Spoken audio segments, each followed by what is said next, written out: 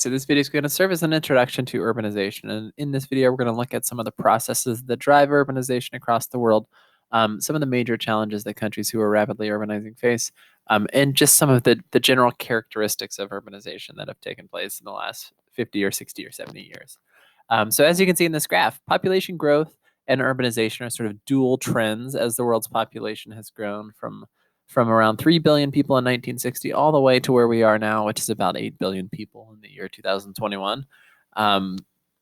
We have seen one of the major drivers of that, or one of the major results of that, has been the rapid population growth that's taking place in urban areas throughout the world.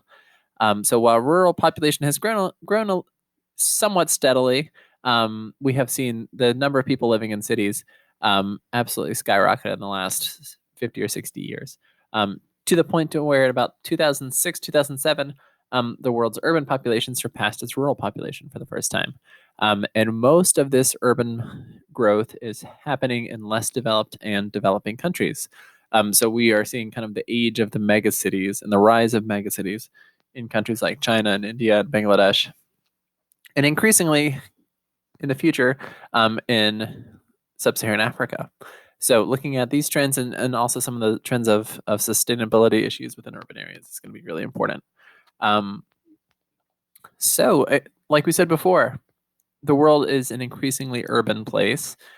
We know that there is a general link between development, or high levels of economic development, and a large percentage of people living in urban areas. So you can see from this map, most of the places in the world that we would characterize as more developed countries are in darker shades of blue. And you can see that the developing and less developed world, sort of a mosaic of yellow and green and blue. With some notable countries being China, its population kind of creeping over majority urban in recent years, and India sort of headed toward that same path.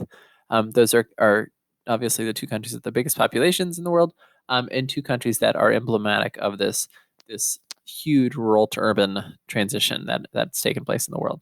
And then within sub-Saharan Africa, we see some countries that are approaching majority urban status, but still some countries behind, especially in some of the poorest parts of the world, like South Sudan, in Niger and Chad, that are still in the 15, 20, 25% urban, indicating many more people living in rural areas.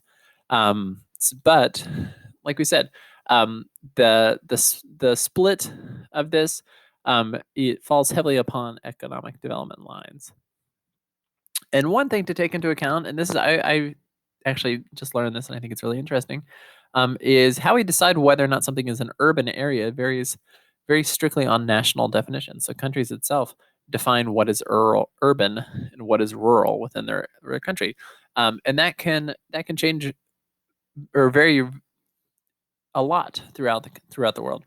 So just to kind of look at the two extreme ends of the spectrum, Japan considers urban residents to be people living in settlements that have over 50,000 people. So that would be like kind of a mid-range US city. Whereas Sweden defines urban as living in over 200 people, which I would think would be just about everybody except those people living out in the woods by themselves. But as you can see, kind of take these numbers a little bit with a grain of salt, because you have very different definitions that go into them, producing kind of very different looks at the world. So whereas Japan and Sweden have about the same percentage of the country that are considered to be urban, that actually means very different things within the two areas, which I think is interesting. And within this, I think this is Toronto, Canada. You can see some of the difficulties of classifying what is the city, right? You have the city itself, you have the people that live in and around the city in sort of the agglomeration of the urban area, and then you have kind of the whole Toronto metropolitan area that's hard to define. So urbanization, one of the most important trends of our time.